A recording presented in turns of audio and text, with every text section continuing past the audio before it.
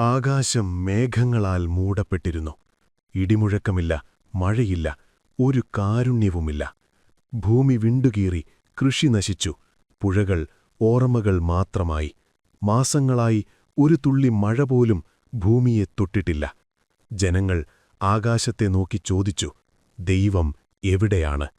അന്നത്തെ ഇസ്രായേലിൽ രാജാവിന്റെ അരമനയിൽ ബാൽ എന്ന വിഗ്രഹദൈവത്തിന്റെ പേരു മുഴങ്ങുമ്പോൾ ഒരൊറ്റ മനുഷ്യൻ മാത്രം സത്യദൈവത്തിന്റെ നാമം പ്രഖ്യാപിച്ചു. അവന്റെ പേര് ഏലിയാവ്. രാജകീയ വസ്ത്രങ്ങളില്ല, അധികാരത്തിന്റെ പിന്തുണയില്ല, സൈന്യമില്ല. പക്ഷേ അവനോടൊപ്പമുണ്ടായിരുന്ന ഒരേ ഒരു കാര്യം ജീവനുള്ള ദൈവത്തിന്റെ ശബ്ദം മാത്രമായിരുന്നു.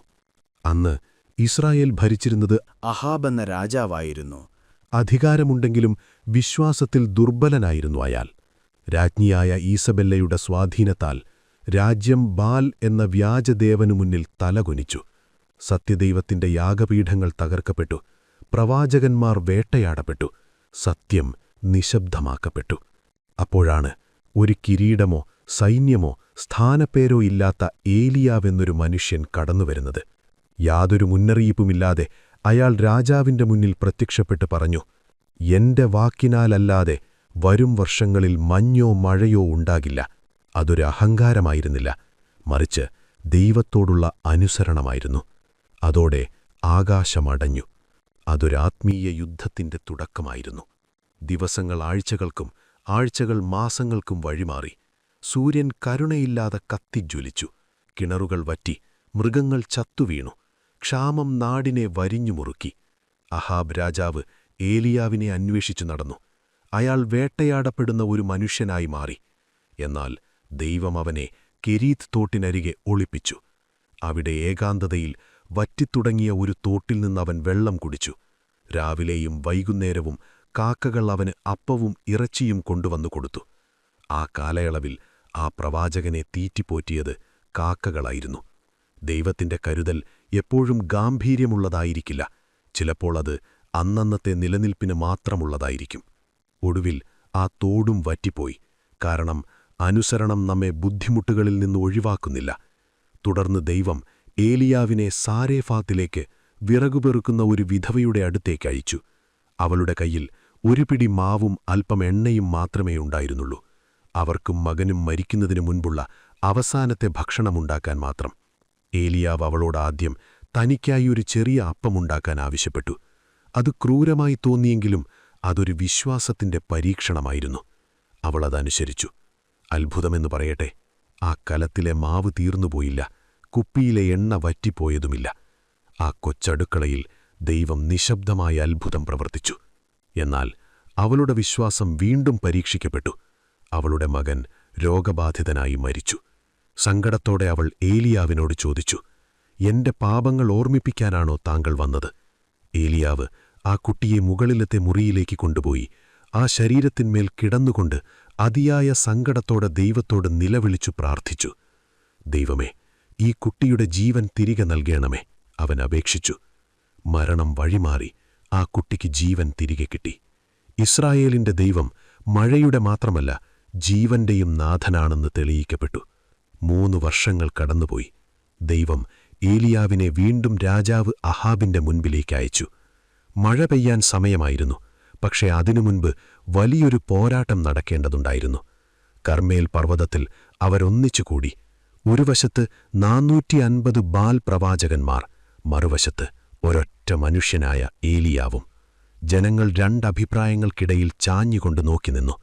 ഏലിയാവ് ചോദിച്ചു, നിങ്ങൾ എത്രനാൾ ഇങ്ങനെ 2 അഭിപ്രായങ്ങൾക്കിടയിൽ ചാഞ്ഞുകൊണ്ടിരിക്കും? യഥാർത്ഥ ദൈവം ആരാണോ അവനെ പിന്തുടരുക. ജനങ്ങൾ നിശബ്ദരായിരുന്നു. 2 യാഗപീഠങ്ങൾ പണിതു. ബാൽ പ്രവാചകന്മാർ രാവിലെ മുതൽ നിലവിളിച്ചു. അവരുടെ ദൈവം മറുപടി പറഞ്ഞില്ല. അവർ ചാടിപ്പായിച്ചു, ശരീരം മുറിച്ചു, രക്തം വാർന്നു. പക്ഷേ ആകാശം മൗനം പാലിച്ചു. 2 യാഗപീഠങ്ങൾ പണിതു. യാഗവസ്തുക്കൾ ഒരുക്കിവെച്ചു.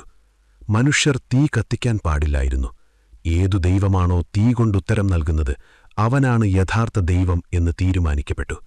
രാവിലെ മുതൽ ഉച്ചവരെ ബാൽ പ്രവാചകന്മാർ നിലവിളിച്ചു, നൃത്തം ചെയ്തു. രക്തമൊഴുകും വരെ സ്വന്തം ശരീരത്തിൽ മുറിവുകളുണ്ടാക്കി. പക്ഷേ ആകാശം നിശബ്ദമായിരുന്നു. കാരണം വ്യാജദേവന്മാർക്ക് ഉത്തരം നൽകാൻ കഴിയില്ലല്ലോ. വൈകുന്നേരം ഏലിയാവ് 12 ഗോത്രങ്ങളെ പ്രതിനിധീകരിക്കുന്ന 12 കല്ലുകൾ കൊണ്ട് തകർന്നുകിടന്ന ദൈവത്തിന്റെ യാഗപീഠം പുനർനിർമ്മിച്ചു. അതിനു ചുറ്റും ഒരു തോട് കീറി വിറകും യാഗവസ്തുവും വെച്ചശേഷം അവൻ പറഞ്ഞു, ഇതിനു മുകളിൽ 3 തവണ വെള്ളമൊഴിക്കുക. യാഗവസ്തുവും വിറകും നനഞ്ഞു കുതിർന്നു. തോട് വെള്ളം കൊണ്ട് നിറഞ്ഞു. സാധാരണഗതിയിൽ അതിൽ തീ പിടിക്കുക അസാധ്യമായിരുന്നു. എന്നിട്ട് ഏലിയാവ് വളരെ ലളിതമായ വിശ്വാസത്തോടെ പ്രാർത്ഥിച്ചു, ദൈവമേ, അങ്ങ് മാത്രമാണ് യഥാർത്ഥ ദൈവമെന്ന് ഇന്ന് തെളിയിക്കണമേ. ഉടനെ ആകാശത്തുനിന്നു വലിയൊരു തീ ഇറങ്ങിവന്നു. അത് യാഗവസ്തുവും വിറകും കല്ലുകളും പൊടിയും തോട്ടിലെ വെള്ളവും ഉൾപ്പെടെ എല്ലാം വിഴുങ്ങി. ഇത് കണ്ട ജനങ്ങൾ സാഷ്ടാംഗം വീണു പറഞ്ഞു, അവിടുന്ന് തന്നെയാണ് യഥാർത്ഥ ദൈവം. താമസിയാതെ ഒരാളുടെ കൈപ്പത്തിയുടെ വലിപ്പമുള്ള ഒരു ചെറിയ മേഘം കാണുകയും വലിയൊരു മഴ പെയ്യുകയും ചെയ്തു. ഭൂമി ആർത്തിയോടെ ആ വെള്ളം കുടിച്ചു. വിജയവും ശക്തിയും അവിടെ വെളിപ്പെട്ടെങ്കിലും കഥ അവിടെ അവസാനിക്കുന്നില്ല. പിറ്റേ ദിവസം ഈസബേൽ രാജ്ഞി ഏലിയാവിന് ഒരു സന്ദേശമയച്ചു, നാളെ ഈ സമയത്ത് നീ മരിച്ചിരിക്കും. യാതൊരു ഭയവുമില്ലാതെ 100 കണക്കിന് ആളുകളെ നേരിട്ട ആ പ്രവാചകൻ ജീവരക്ഷാർത്ഥം കാട്ടിലേക്ക് ഓടിപ്പോയി. ഒരു കാട്ടുചെടിയുടെ തണലിൽ ഇരുന്നുകൊണ്ട് അയാൾ പ്രാർത്ഥിച്ചു, ദൈവമേ, എനിക്ക് മതിയായി, എന്റെ ജീവൻ എടുത്തുകൊള്ളണമേ. വലിയൊരു വിജയത്തിനു ശേഷം അവൻ വൈകാരികമായും ആത്മീയമായും തളർന്നുപോയിരുന്നു. എന്നാൽ ദൈവം അവനെ വഴക്കു പറഞ്ഞില്ല. പകരം ഒരു മാലാഖ അവനെ തൊട്ടുളർത്തി ഭക്ഷണം നൽകി. ചിലപ്പോൾ ഏറ്റവും വലിയ ആത്മീയ കാര്യമെന്നത് വിശ്രമിക്കുക എന്നതായിരിക്കും. ആ ഭക്ഷണത്തിന്റെ ശക്തിയാൽ ഏലിയാവ് ഹോരേവ് പർവ്വതത്തിലേക്ക് യാത്ര ചെയ്തു. അവിടെ അവനു മുന്നിൽ വലിയൊരു കാറ്റടിച്ചു, ഭൂകമ്പമുണ്ടായി, വലിയ തീയുമുണ്ടായി. എന്നാൽ അതിലൊന്നും ദൈവമുണ്ടായിരുന്നില്ല. അതിനുശേഷം വളരെ നേർത്ത ഒരു ശബ്ദം അവൻ കേട്ടു. അതിലൂടെ ദൈവം അവനോട് സംസാരിച്ചു, ഏലിയാവേ, നീ ഒറ്റയ്ക്കല്ല. ബാലിനു മുന്നിൽ തലകുനിക്കാത്ത 7000 പേർ ബാക്കിയുണ്ട് എന്ന് ദൈവം അവനെ ഓർമ്മിപ്പിച്ചു. താൻ മാത്രമാണ് ഭൂമിയിൽ അവശേഷിക്കുന്ന ഒരേയൊരു വിശ്വാസിയെന്ന് കരുതിയ പ്രവാചകന് ദൈവം എപ്പോഴും വിശ്വാസികളായ ഒരു കൂട്ടം ആളുകളെ കാത്തുവച്ചിട്ടുണ്ട് എന്ന് മനസ്സിലായി. ഏലിയാവിന്റെ ജീവിതം പരാജയത്തിലല്ല അവസാനിച്ചത്. ഒരു ദിവസം തന്റെ പിൻഗാമിയായ എലീശയോടൊപ്പം നടക്കുമ്പോൾ തീക്കുതിരകളുള്ള ഒരു അഗ്നിരഥം പ്രത്യക്ഷപ്പെടുകയും ഏലിയാവിനെ ഒരു ചുഴലിക്കാറ്റിൽ സ്വർഗ്ഗത്തിലേക്ക് എടുത്തുകൊണ്ടു പോകുകയും ചെയ്തു.